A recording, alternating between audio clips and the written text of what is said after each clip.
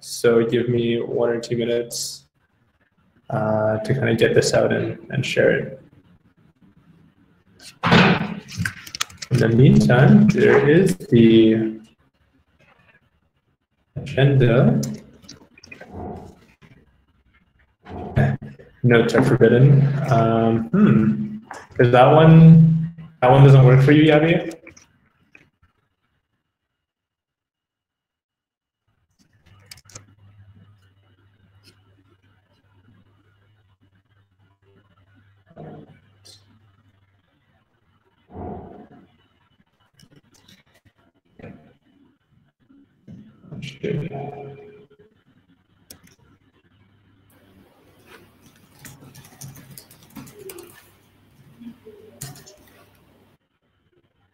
Oh, that one works.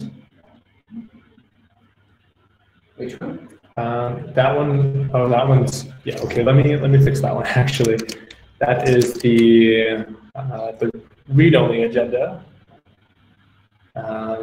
There we go. So yeah, the other one is the one I shared in the chat is the actual one that we should take notes on. The other one mostly for a read-only copy. So this is the read-only? That's the read-only, yeah. All right, just share this on Twitter and we'll get going.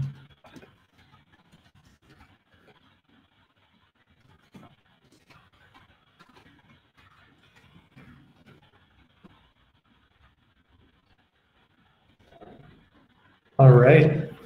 Okay, so assuming we can open the notes now. Sorry,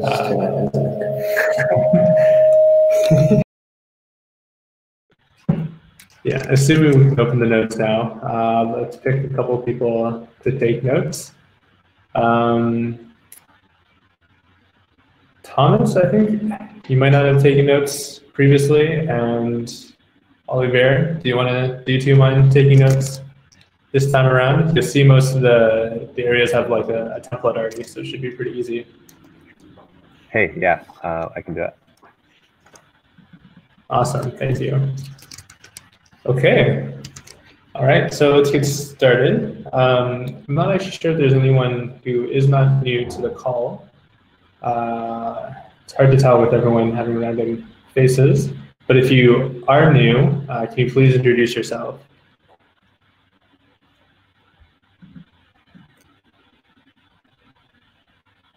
All right, I guess we can take that as nobody being new. So let's go on. We can do updates from each of the teams. I'll start with Aragon 1. So for the last week, or 2 weeks, we've been just, I guess, in general, being involved in the AGP process, submitting proposals and just responding to some of them. Outside of that, 0.7. We're very, very close now to releasing 0.7, which will have a new set of contracts deployed with them and making it, well, hopefully making it very easy for everyone who has the 0.6 organization to upgrade to the 0.7 organizations. We've decided to make the front-end upgrade only available in the 0.7 contracts. So users will only get like the new features, the new identity badge, the local labels and other featers, only if they update their contracts to 0.7 as a way to kind of push them to upgrade. We are also working on getting an internal version of payroll that has not been audited yet, deployed by Wednesday, just so we can kind of show it off and start using it internally at Aragon 1. Outside of that, I think we can go into more of the announcements afterwards in terms of the App Center and other small things that have come along with the release.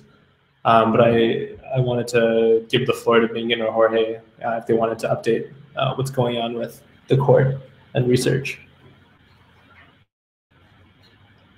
Bingen, want to go for it? Yeah, sure. Yeah, well, last week we have been working mostly on evaluating about adding checkpointing, and well, we have some gas issues. We're trying to optimize checkpointing implementation as much as possible, but we realized that it was not enough. Can you hear me, guys? Yep, we can hear you. Okay. I thought I was disconnected. Okay, so yeah, we realized that it was not enough, but we need checkpointing for the final round. So, well, if you have a look to have more context at the pull request, we'll keep it then, but we will still enforce that the draft has to be done during the last term. So we don't need to really use the checkpointing that is doing like a binary search for all the nodes along the way in the sum tree, and that's what makes it so expensive. So like kind of an in-between solution, and that's what we have been mostly working in. And then I have been reviewing also staking comments by Facu, and today I'm finishing addressing those comments to get another iteration from him, and also some discussions about the way of drafting jurors with Luke and Jorge. But this is like still like kind of too early. I guess we will post something in the research forum or something when we have something more clear. That's all from my side. I don't know if you want to add something, Jorge. No, I think that's about it. Yeah, we're basically adding like checkpointing and figuring out what the best way to do that is, and that's almost done, and that's gonna unlock solving a lot of other issues that we need to solve next.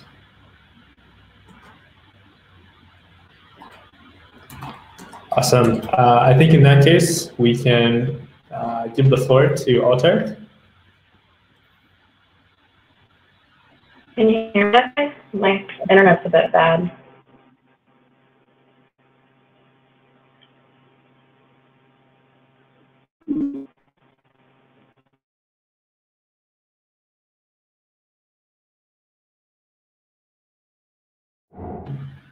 Hello, Yoda? Hello?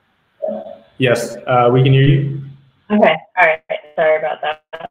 Yeah, so basically the past 2 weeks we have finished up for the most part our true up of the planning suite. I mean, there's still stuff left to do, but we've been working on deployment going, and we also finished like the rewards app. So this week it's just like, polishing up the rewards app and the deploy.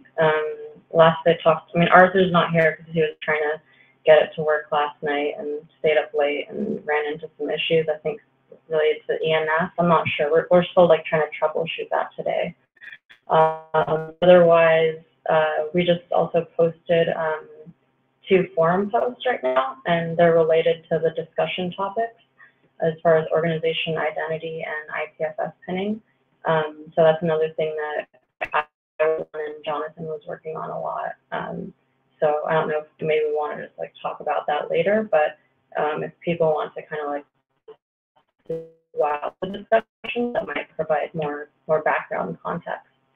And basically our plans for the next 2 weeks are going to be just beginning the development or prototype of the whole map, at least, not like part of the architecture relates to like updating Aragon/Aragon and having contracts with the OS. But we're just going to focus on like the initial like front end and how that would look, and being able to update content widgets or MVP goes, because there's like a lot of complexity with what we want to do, but I don't know like if we'll be able to do it all right away. So, and then after that, it's also, I think John will be back up on the profiles. We switched gears to focus on the IPFS research, since it was a hot topic in the last call. And yeah, I'm going to continue the design work for that as well, and the rest of the team will just be, continuing to just like do the remaining true ups with the planning suite, since we had like a GitHub integration and we have an intermediate like server that's doing caching, and they're like some limitations with the GraphQL query. We just need to fine tune some of that. Probably try to work on that the next week as well. This is for the project's application as part of TPS? Yeah. Okay. Yeah. Yeah. That one needs a little bit.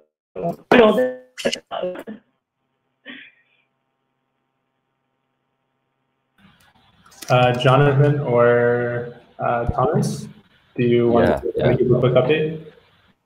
Yalda got most of it there. But in terms of current priorities, we're definitely going to finish up the signing stuff this week as soon as possible, hopefully. And we got sort of the basic profile app up and running, which is good. And this sort of pinning architecture up that I'm really excited to get everyone's feedback and suggestions on, hopefully later in the call under the proposed topics. So that's it for now. Awesome. We'll get to those, I think, at the end. It sounds like a bigger discussion item. All right, then. Gabby and Daniel, you're up. Hello. Yeah, so an update from the CLI.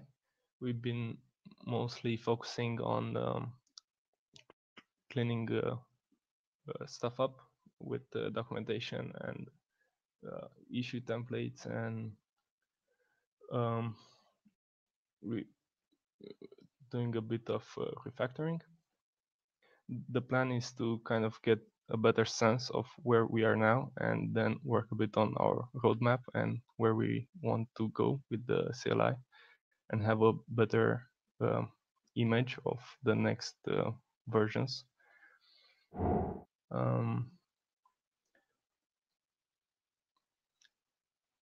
And yeah,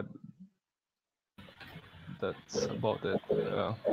In the next couple of days, we'll release a new version, and that has the transaction pathing implemented for the publishing, for APM publish that Jorge was working on.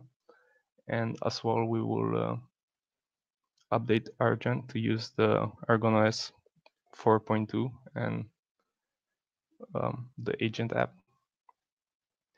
We kind of have a couple of stuff ongoing that we want to wrap up. And yeah, we will also work on the CLI extensions and other features that are kind of needed, but we will mostly focusing on the testing and documentation for the next few weeks. Cool. Yeah, that's awesome to hear. I think we're using it very heavily now to deploy and test some parts of 0.7. So things are looking like they're working pretty well. I'm just wondering, in terms of the roadmap, is it still the one that's based off of the repo? I think there's like a roadmap, the MD. Yes. That's pretty much still a plan, although a few things changed.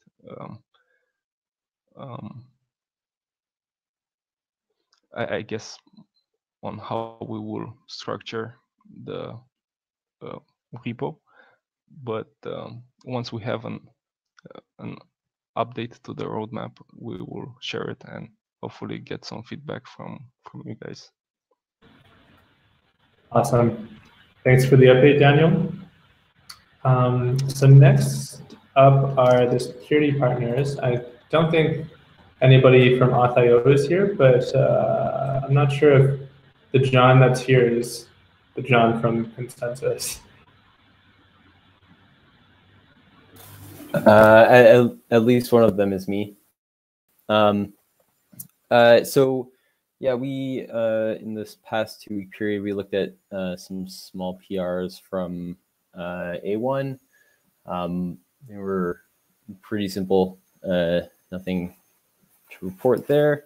And then what I'm thinking of doing this week is, because through the AGP process, we've had conversations with various people, are starting to get a sense of the network's broader smart contract security and auditing needs. So I'm looking to compile that into a very summary on the forum to at least give an overview what we're seeing there as far as timelines and effort required.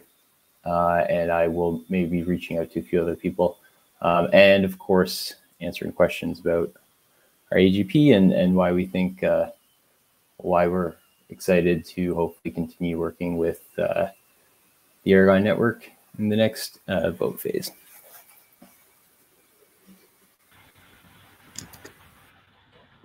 For the update done. And Olivier, I don't have you up here on as part of the list of updates, but I'm not sure if you wanted to also have a bit of time to update on what's been going on with Aragon Black. Yeah, sure. I can do a quick recap. Well, basically, mostly working on apiary. We are moving on the smart contracts. So most of the contracts, except for the bonding curve, which is obviously the most important one, but most of the other contracts are ready now, fully tested and all. So right now we are focusing on the bonding curve contract as such and the batch order system. So yes, it should be ready before the next call, the next all-dev call. And in the meanwhile, we started working mostly with Patty to work on the front end. So Patty mocked a couple of mocks for the front end, and Dean started to implement them to gain some feedback, so we can share it with other people in the team and with other people from Aragon 1 to get some feedback.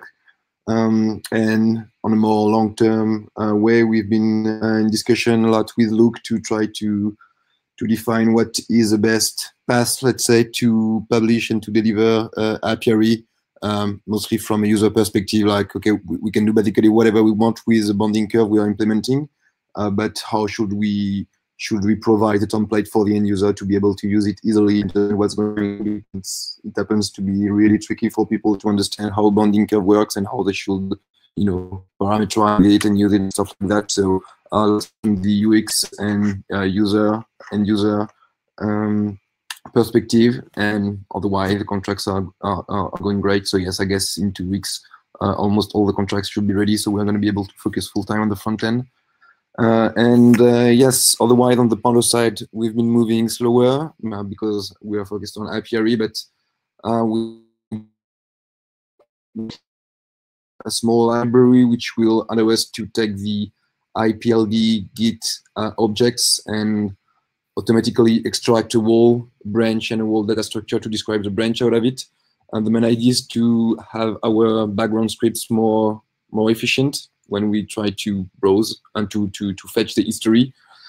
But mostly this will ease the ability to update and commit stuff from within the browser, because the idea is that we'd like in the next couple of weeks to be able to offer people the availability to update files from within the browser without having to use a CLI, because I think it's tricky for lots of users, and especially if we want people to be able to use this kind of stuff to draft their, I don't know, manifestos, agreement, proposal, our front-end page. That obviously it's here for them if they can do it directly in the browser with the Markdown editor. The tricky part was not the Markdown editor, but the ability to create the commit from the front end. So we are working on a small library to enable that, and it's mostly it. Awesome to hear. Very, very cool stuff going on. I think with this, we can move on to the proposed topics. We have just a couple of announcements and a few news, but then we'll get on to the more discussion-related items. So the first bits are just release notices. Aragon OS 4.2 has been released today. It's kind of just like a consistency, quality type of release, stability. It introduces like a couple of small and new features for Aragon apps that may be useful, namely the reentrancy guard and a small helper to convert from bytes to UINT arrays and back. dangerously, kind of. But the rest of it is mostly like internal upgrades and error handling. Aragon Ui has also been released. This one is kind of a larger delta from before. So it includes support for the local identities, but it also introduces a monospaced font that we're using now for identities. So now instead of addresses looking kind of weird and like with different lengths, now they'll all be at the same width when you render them. But you can look at the release notes for some more information on what has changed. Outside of that, again with 0.7, our staging environment is available for testers. We're looking to try and get as many eyes on it as possible, especially those who are familiar with the ecosystem and have organizations. So that link is aragon.staging.aragonpm.con. I can send that in the Rocket chat as well, just to have a call for testers. But we're going to be basically updating this as fast as we can over the next couple of days to find any bugs and fix them before we do the 0.7 release, which will be happening very, very soon, hopefully before the end of the week. All right, so aside from those, we can get into some of the larger discussion items. I'll take this first one here, which is the App Center. So if you go to the staging release right now, you actually do see an App Center that is being fetched with real data, but you'll see this panel that's called the Discover Apps panel. And right now we're just kind of adding curated links, let's say, to applications. I think we'll keep it simple for now and just request people ask us for placing apps inside this this panel, and then we'll get onto like a more involved and automated system of submitting applications afterwards. But for now, especially for the release, there's a couple of days before the release happens where you can get your app added if you wanted to, with an icon and etc., to try and get a little bit more eyes on it right from the app. So far, I think it has that planning suite, Pando, and Espresso as third-party applications. The rest of them are various stages of experimental and ready apps that we've built ourselves at Aragon 1. So yeah, so please do contact me if you need more information on how to do this, and then I can help you with that in the next couple of days. I can also take questions now if there's any interest or any concerns.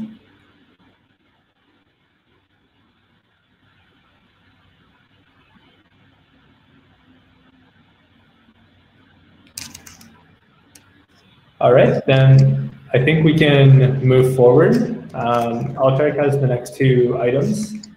And the last one was kind of a carryover from last week for organization identity. I think the action item from last week was for us to sync up on what we wanted for organization identity and for us to post more specs and more just kind of higher fidelity ideas about what our ideas are.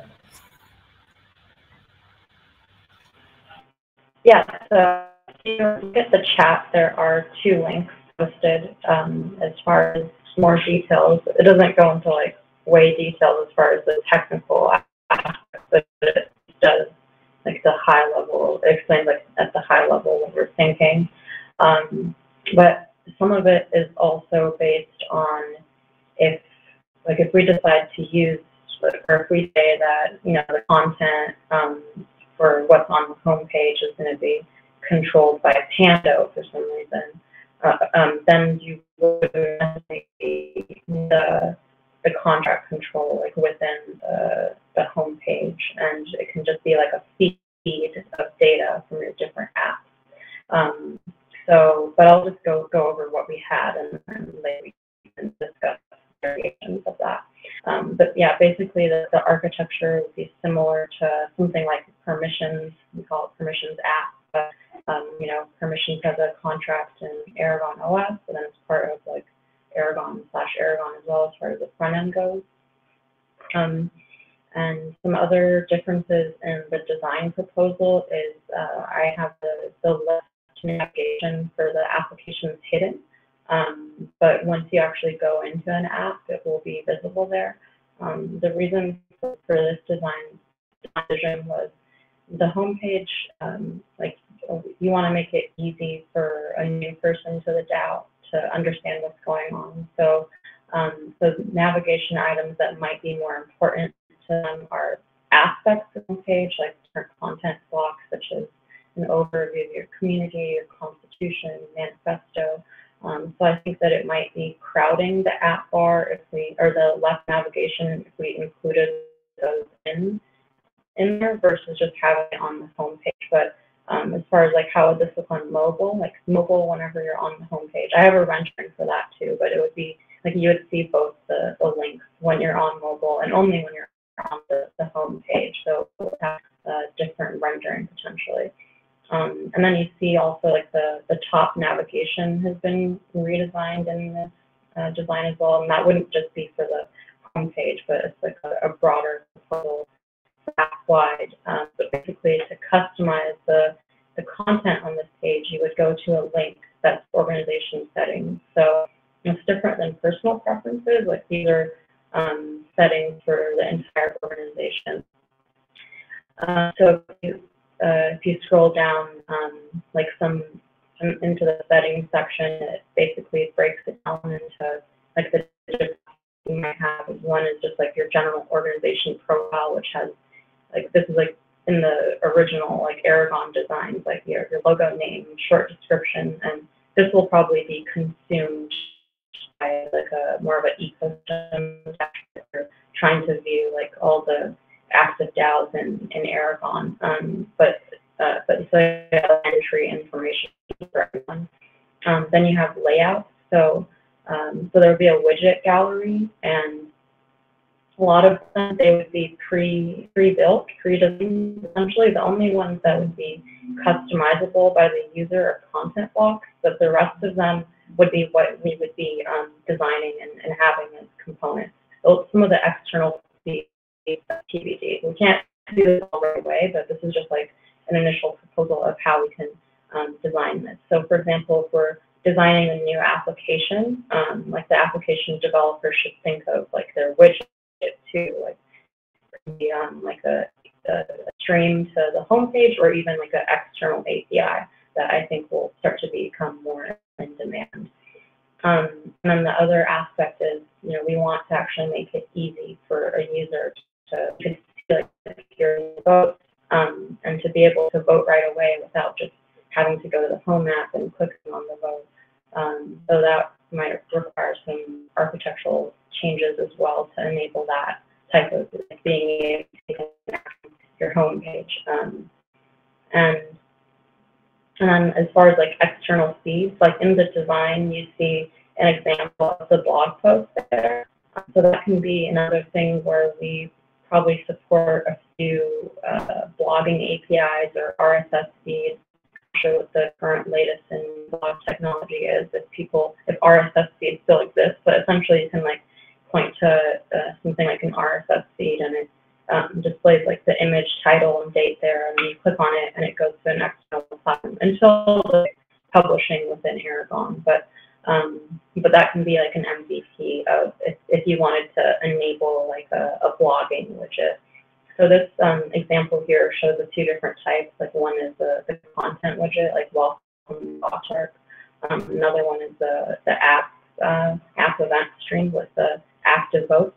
Another one can be latest discussion, like since discourse is a common discussion forum, that can also be another one that we configure it, where it's just like, oh, post your discourse link, and then we'll create like a widget for it. So these are some of the current ideas for the path that I think will be interesting to go down. And in the future, I'll also be, okay, well, maybe your DAO has like a custom homepage, but you might want the user to be able to have their own personal homepage as well. And that can be more managed in your personal preferences. So that's the initial proposal for how this can all work. I'm going to share more details over the coming weeks on the widget gallery, how that would look, and how the settings page would look. And yeah, another aspect of this is, yeah, where is the data going to be stored? And like the content configuration would have to be stored on IPFS. John's going to talk more about a pinning solution for the network, and additionally, what was I going to say? Yeah, the other option, as far as like the content block go, is whether, like I said earlier in the call, whether we want that to be related to the Panda protocol specifically, or since an IPFS hash has to be generated each time you update the content block, it's essentially has similar type of functionalities where you can still store a history of the hashes for each content block and show the diff. So that's another thing that I guess we should think about more, because there's a simple way to do it that wouldn't require consuming an external app. So that's the presentation there. I'm interested to hear what people's thoughts are.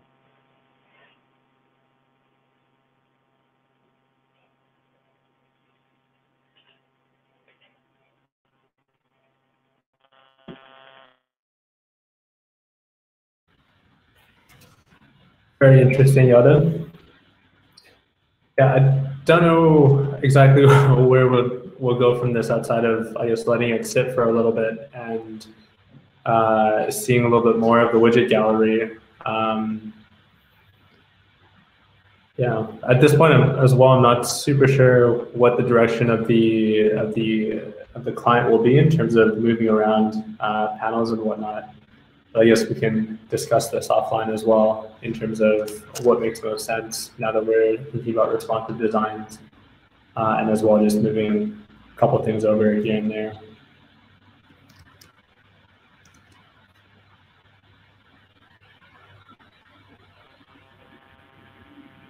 Yeah, that sounds fine. I guess if we were to continue this in the next call, or the major things to discuss or to think about, besides, like I said, I'm going to continue to work on the design spec, and Arthur's going to put more time into the technical aspects of it as well. Yeah, I could definitely start to see like a schema start to come out in terms of the organization settings, and as well just thinking about applications too. Like I like how you said you have to think about a widget, just like how when you build a mobile app, you do have these kind of API hooks where you can say, I want like my home screen widget to look like this on Android, or my, I don't know what it's called on iOS, but the notification center dashboard. You can start programming little widgets for that. That could be an interesting way to extend some functionality, and also solve maybe the information problem too, on some level for what's relevant to an organization. Yeah, that's definitely an area that Arthur and I have been talking a lot of this weekend. So yeah, we'll share some more thoughts in the coming.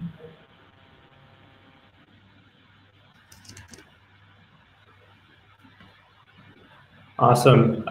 Do we have, I guess, any questions or any other discussion before we move on to the IPFS pending proposals?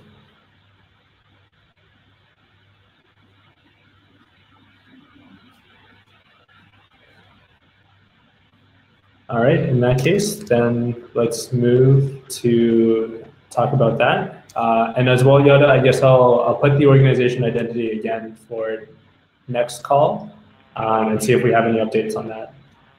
Yeah, that sounds great. All right, sounds good.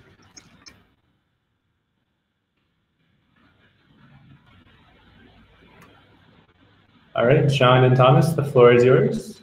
Cool. So yeah, I guess I'm not totally sure the best place to start because we just posted a pretty big forum post about with some specific technical specs about what we thought could be a nice solution for pinning. And I guess I'd love to get everyone's feedback on this, like questions, suggestions, or problems. But I'm sure that no one has had enough time to really read this through. So I guess the summary of the idea is to host a REST API, a backend, as well as our own node. And the idea is that the backend will accept requests from approved teams or people or clients, and then pin the data that was sent to our own node as well as other providers like Infura or Pinata. I think like the more the merrier on that, and if there are free services, we might as well use them, as well as sort of guarantees with our own node. Additionally, and this is something that I think I've alluded to maybe a couple of times or talked about, but taking the data that is sent in those requests and also storing it in a traditional database like a Mongo or something like that. And so that way for apps that have requirements for better or smarter querying, we can support that, as well as I think Jorge was talking about some like aggressive caching strategies. Well, this could be pretty easily achieved here because clients can request information based on a content hash, and we can serve that from Mongo, and clients can go about verifying that the data they received is the data they asked for in a couple different ways. So I guess that's like the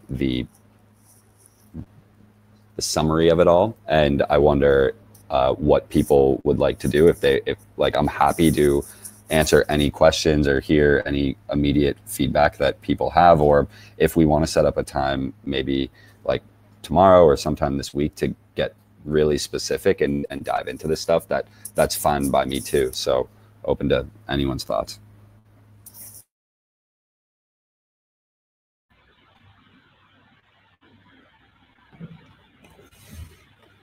Yeah, I didn't have time. I was just skimming through it, and it looks super interesting. You were saying something about doing like JSON Web Tokens authentication with Ethereum signatures. What exactly would you want to prevent there? Would you require that the Ethereum addresses like have a certain amount of ETH or tokens, because otherwise they're super cheap to create? Yeah, that's a great question, and the authentication stuff is one that still needs to be fleshed out a little bit. I'm getting an echo. Thomas, are you? I don't know. It's weird. Anyways, oh, there we go. That's perfect.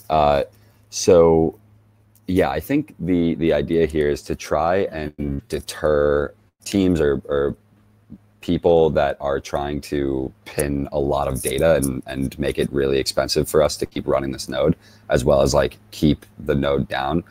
Keep the node up and running. Signing messages is like a pretty bad deterrent, I would say, because like you said, it's super cheap to just generate another Ethereum address. But I guess one idea is like, if an Ethereum address, if for somehow we maybe added the Aragon JS layer into the backend, we could look at Ethereum addresses and what permissions they have based on some DAO or something. Because like, it seems like, yes, you can keep generating Ethereum addresses and asking for like to pin files, but at least in a specific DAO, an Ethereum address might have some specific permissions or like roles to do something. Yeah, I still need to put some more thought into that. The JSON Web Token is one that we took from Textile, where essentially the backend gives people secret like developer keys, which they can use to access the API and pin files. And I don't think that's all that difficult to implement. So yeah, those are just a number of different ideas. And here I can link to some of the code that's already written. the next, I put it in the chat here.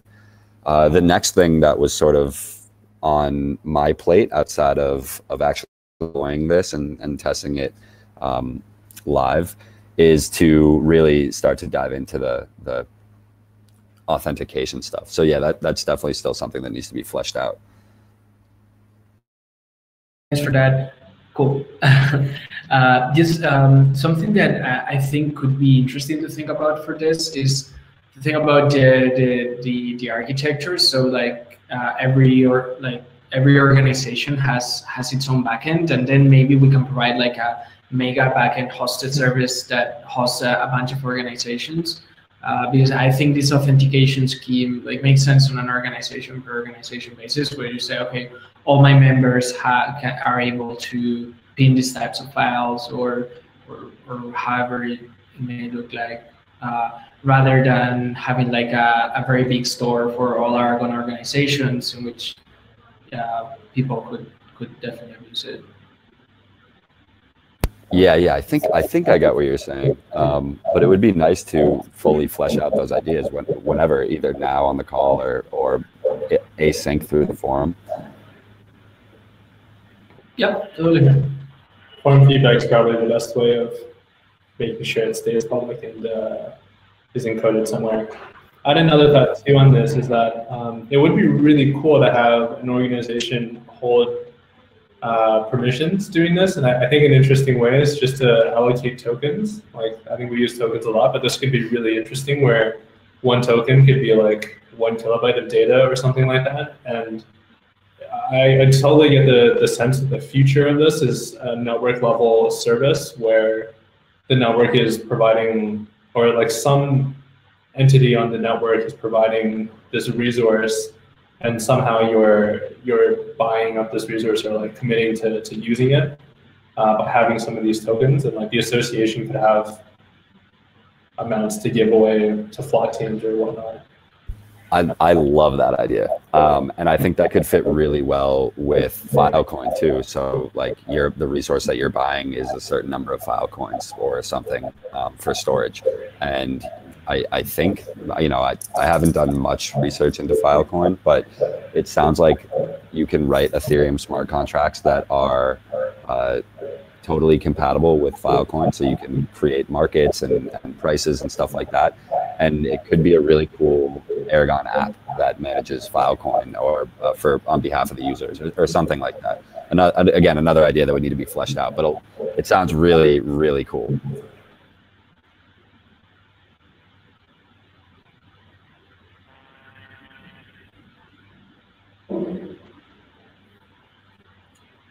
All right, then. So yeah, I guess just like sorry to interrupt you, but just to have some like concluding thoughts.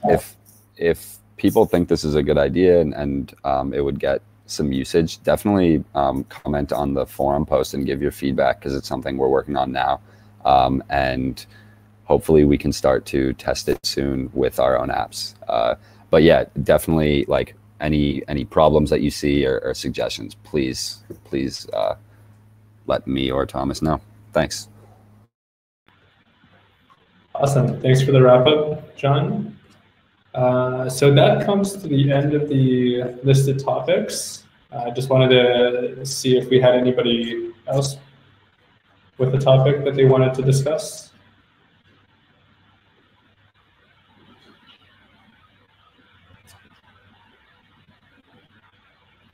All right, then I think we're good for today. Just kind of wrap up items. I think it's the 24th and 25th that are the EGP votes. It starts on the 25th, 4 p.m. UTC. 4 p.m. UTC, yeah. So by the next call, the Aragon Network vote number 2 will have completed, but this is a good point in time at which to remind everyone to move their tokens into a wallet that can vote if they so want to. But otherwise, see you on the other side of the vote. And I guess we'll see who's new and what's new at that time. So see you on the 29th. See you.